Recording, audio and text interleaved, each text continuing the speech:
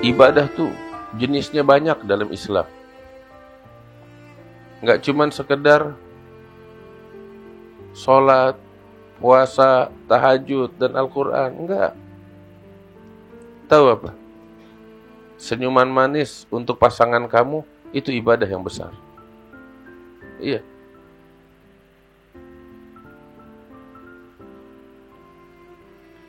Kamu tersenyum, kamu tertawa, dan membuat pasanganmu tersenyum dan tertawa. Itu pahalanya tuh sangat besar di sisi Allah Subhanahu wa Ta'ala.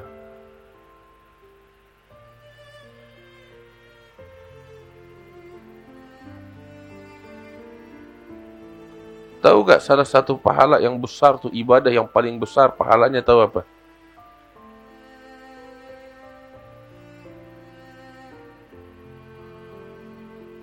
Tahu apa? Sabar dengan keluh kesahnya istri kita. Itu ibadah loh. Ngambeknya dia kita sabarin, rewelnya dia kita sabarin, ngamuknya dia kita sabarin. Bener nih, saya ngomong bukan bercanda, betul apa adanya. Itu ibadah tuh dari orang laki seperti itu, kesabaran, itu ibadah yang paling besar pahalanya. Tahu kenapa? Allah menyandingkan kesabaran dengan sholat. Wasta'inu bis sabri was sholat.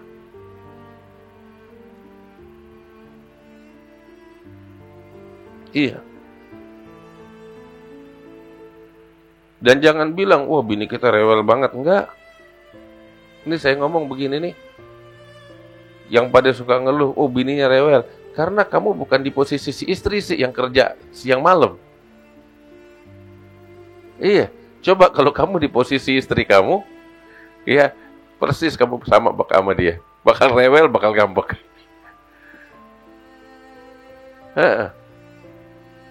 Artinya kita saling memaklumi. Makanya tuh yang paling nikmat, yang paling indah ketika kita ngelihat pola hidupnya Rasul Shallallahu Alaihi Wasallam bersama istri dan keluarganya. Paling maklumnya orang, nggak pernah mencemooh istrinya, nggak pernah mencemooh siapapun, bahkan membantu istrinya, keluarganya di dalam urusan rumah. Sallallahu Alaihi Wasallam. Tahu apa yang dilakukan oleh istrinya berat, dibantu sama Nabi Muhammad. Tuh Nabi Sallallahu Alaihi Wasallam tuh kesibukannya di rumah ikut motong daging sama istrinya di dapur, bahkan ikut ngiris labu. Nabi sendiri yang ngiris labu. Sampai Sayyidina Anas bin Malik masuk ke rumah tuh, ngelihat Nabi lagi ngiris labu. Tanya, ya Rasulullah, apa yang kamu lakukan? Nabi enggak bilang, saya lagi bantu istri. Enggak, saya lagi motong labu supaya masakannya banyak labunya, kata Rasulullah. Nukatsir bihi ta'amana. Kami banyakkan labu di dalam masakannya kami. Allahumma shalli alaihi. Terus ketika duduk sama istrinya, tiap malam tuh, hampir tiap malam, beliau habis sholat isya tuh duduk sama istri-istrinya rame-rame, ngobrol dengan mereka, menghibur mereka. Hiburan, Nabi kasih hiburan bakal pasangannya. Ya zaman dulu kan nggak ada televisi kayak sekarang, begitu. Tapi itu Nabi duduk apa? Cerita sama mereka. Cerita, macam-macam ceritanya. Kadang kalau bahasa kita itu cerita dongeng. Walaupun apa yang diucapkan oleh Nabi Muhammad SAW bukan dongeng, tapi kebenaran, fakta sejarah. Nabi cerita tentang apa tahu? Lagi duduk sama istri-istrinya tuh, Nabi cerita tentang ada wanita-wanita 11 orang di negeri Yaman. Mereka tuh lagi ngegosip. Lagi ngegosip ngomongin suami-suami mereka.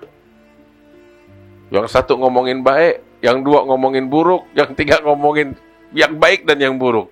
Begitu. Itu 9-nya cerita tentang pasangannya masing-masing. Itu kejadian terjadi di Yaman. Nabi cerita bakal istrinya, bakal istri-istrinya. Sampai dikenal hadis Ummu Zara. Kisahnya Ummu Zara. Itu kan hiburan. Ibaratnya itu kalau kayak gitu tuh sinetron. Zaman sekarang sinetron, kalau zaman dulu tuh saya masih kecil masih dengerin radio. Ya. Terus kadang cerita tentang hadithu khurafah. Nabi bilang, tahu gak kalian siapa itu khurafah? Khurafah itu nama laki-laki, dia diculik sama jin, katanya Rasulullah. Diculik sama kaum jin, tinggal di negerinya jin sekian lama. Terus akhirnya dibebaskan. Setelah ditawan oleh kaum jin di negerinya mereka, dibebaskan oleh jin. Sehingga dia itu seringkali cerita tentang hal-hal yang menurut orang gak masuk akal, yang dia saksikan di negeri jin. Sehingga ketika orang tuh dengarnya dari ini kan namanya khurafah, mereka bilang ini ceritanya khurafah, cerita yang mengagumkan, akal nggak bisa mencernanya, tapi memang kejadian. Makanya itu kita suka dengar kalimat khurafat. Nah itu dia maksudnya, hadits khurafah. Cerita kan tentang ini kan apa? Film horor. Itu Nabi cerita sama istri-istrinya, menghibur mereka. Kalau zaman dulu tuh, kayak masih kecil tuh suka dengar radio namanya ceritanya Mak Lampir. Iya, masih kecil kita tuh ada cerita di radio Mak Lampir. Dulu televisi kagak ada kecuali TVRI. Baru habis gitu RCTI, itu kita masih kecil tuh. Baru lahir deh yang lain-lainnya. Nah, intinya Nabi menghibur mereka, kasih hiburan bakal istrinya, bakal keluarganya. Dan apa yang beliau lakukan? Itu ibadah. Itu ibadah. Makanya nih pernikahan tuh adalah ibadah yang sangat indah. Betul. Pernikahan tuh ibadah yang sangat indah.